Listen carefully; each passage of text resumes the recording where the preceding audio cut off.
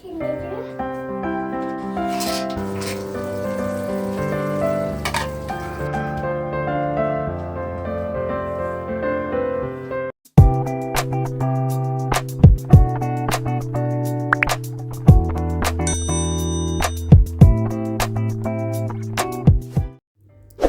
Hai, assalamualaikum warahmatullahi wabarakatuh. Apa kabar teman-teman? Semoga teman-teman selalu sehat dimanapun teman-teman berada. Ikutin kegiatan aku hari ini yuk. Jadi ini di video ini aku lagi refill body wash ya teman-teman, sabun cuci badan ataupun sabun mandi. Nah ini tadi aku habis ke Indomaret, jadi aku mau isi ulang dulu body washnya. Jadi alhamdulillah kontrakan aku ini deket banget sama Indomaret ya teman-teman, ya gak terlalu deket juga, ya kira-kira 100 meter dari rumah. Jadi kalau kita ada keperluan belanja gampang banget ya teman-teman, kita langsung ke Indomaret karena nggak semua kebutuhan yang harian itu tersedia di warung kayak teman-teman ya, karena lebih lengkapnya di Indomaret. Oh ya teman-teman, maaf banget ya kalau sound video aku ini suaranya agak sumang ataupun rada bindeng, soalnya aku sekarang ini lagi flu. Jadi entah kenapa flu-nya itu kok nggak hilang-hilang, udah minum obat kok nggak hilang-hilang. Pengennya sih konsumsi obat terus menerus, cuman karena aku ini lagi menyusui jadi aku kayak takut aja gitu kalau minum obat flu yang ada di warung ya teman-teman. Nah ini balik lagi ke video, ini aku lagi cuci piring ya teman-teman. Ini videonya aku cepetin aja pas cuci piringnya karena membosankan juga ya teman-teman kalau ngeliat aku cuci piring. Nah ini aku lanjut untuk nyuciin spatula-spatula yang ada di dapur karena ini udah berhari-hari nggak aku cuci. Jadi takutnya ada endapan air yang kadang itu bikin kotor ataupun berbau ya teman-teman, dan licin.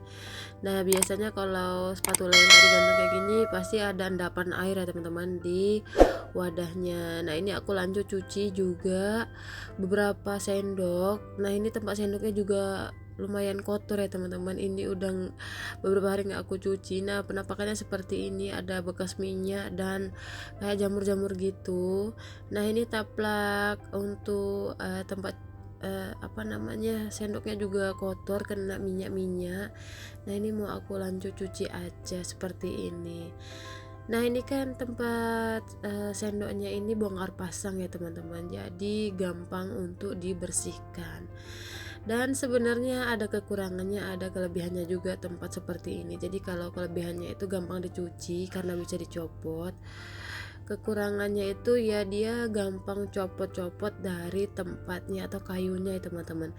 Ini bisa aja dilem menggunakan lem apapun, cuman kalau dilem ini nanti takutnya pas untuk nyucinya kayak harus dicuci lagi, itu agak susah karena kan pipa-pipa untuk tempat sendoknya ini lumayan kecil ya teman-teman. Jadi kalau dilem itu nanti agak susah untuk mencucinya. Nah ini aku lanjut nyuci di bagian pisau. Nah pisaunya ini juga lumayan kotor, jadi harus dicuci juga ya teman-teman, karena kadang kan kita bekas ngiris-ngiris itu langsung main taruh aja di tempatnya. Jadi kadang pisaunya itu kotor ataupun berlendir karena sisa-sisa dari pemotongannya itu lengket di pisau, lupa dicuci. Nah ini aku lanjut lagi nyuci di bagian bawah rak piring ya teman-teman. Kan di piring aku ini ataupun rak piring aku ini kan modelnya kayak kawat-kawat atau besi-besi gitu aja ya teman-teman. Jadi kan kalau habis nyuci piring itu air selalu netes-netes di bagian bawahnya. Nah ini harus rajin disikatin ataupun dielapin karena endapan airnya itu bisa bikin kotor meja ataupun bikin meja itu jadi berlendir atau berlumut.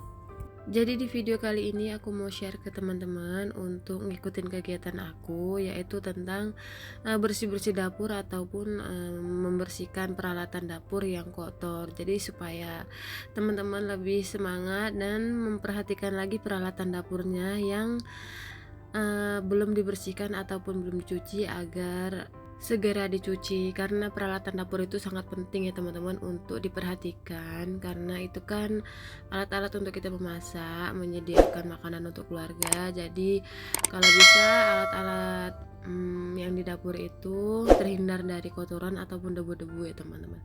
Nah ini aku lanjut membersihkan di bagian kitchen set, di bagian rak kitchen setnya seperti ini. Ini aku sekalian untuk ngelap-ngelap di toples-toplesnya ya teman-teman. Dan ini tuh toplesnya kan pas banget di atas pemasakan aku ataupun alat masak aku. Jadi ini sering banget kena uap dari sisa masakan. Itu kadang toplesnya itu berminyak-minyak, jadi ini dilap-lap.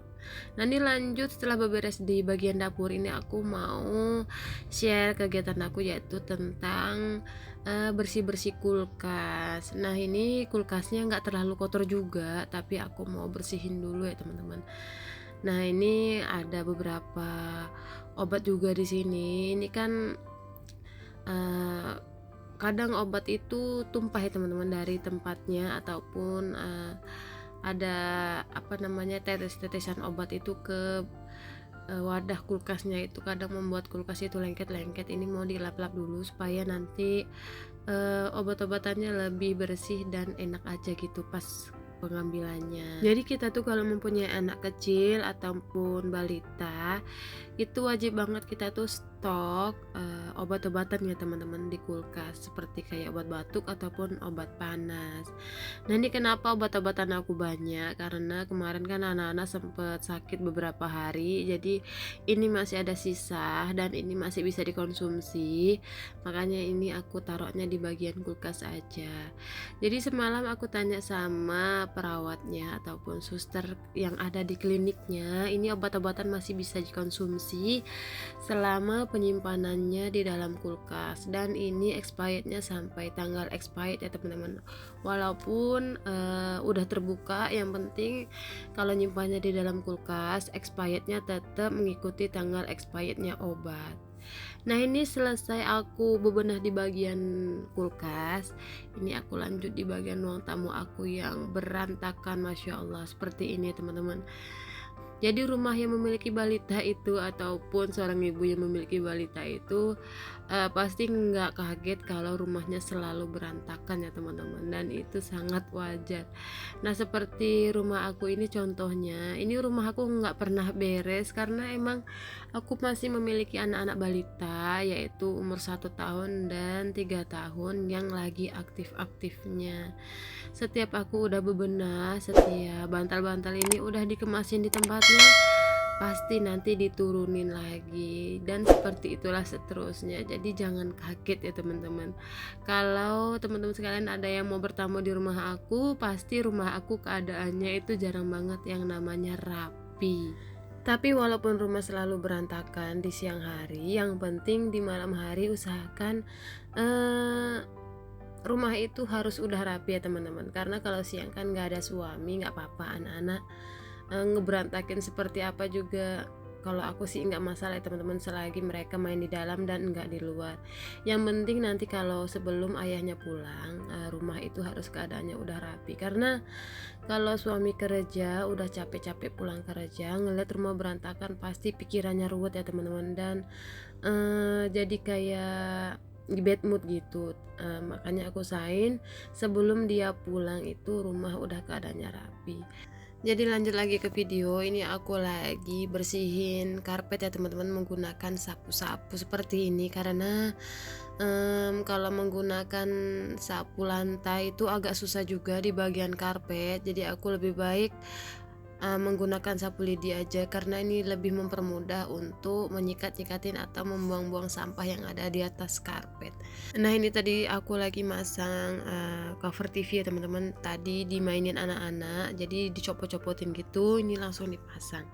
Dan lanjut ini aku mau sapu-sapu lantai. Nah ini kelihatan ya teman-teman, sampahnya banyak banget yang ada di ruang tamu aku. Ini lanjut langsung aku buang aja ke tong sampah yang ada di dapur. Jadi teman-teman, kalau aku lagi buang sampah itu nggak dibuang di bagian depan rumah ya teman-teman, ini aku buangnya di dapur. Karena kan di dapur itu ada tong sampah, jadi ya aku buangnya ke situ. Karena kalau di depan itu nggak ada tong sampah yang aku sediain, karena males aja gitu kalau ditaruh sampah di bagian luar itu diacak-acak kucing ataupun tikus, yang menyebabkan bagian depan ruang tamu aku itu ataupun di bagian luar itu berantakan karena ulah tikus ataupun kucing. Nah ini aku lanjut aja ngepel ya teman-teman, karena aku biasanya tuh kalau habis nyapu ya lanjut ngepel, apalagi kalau udah malam seperti ini sebelum tidur pasti aku pel karena supaya bersih aja dan lantai itu enggak lengket-lengket. Jadi kalau rumah bersih ataupun kita bersih-bersih di malam hari itu, ketika pagi tuh kayaknya enak ya teman, ngelihat rumah keadaannya udah bersih apalagi udah dipel.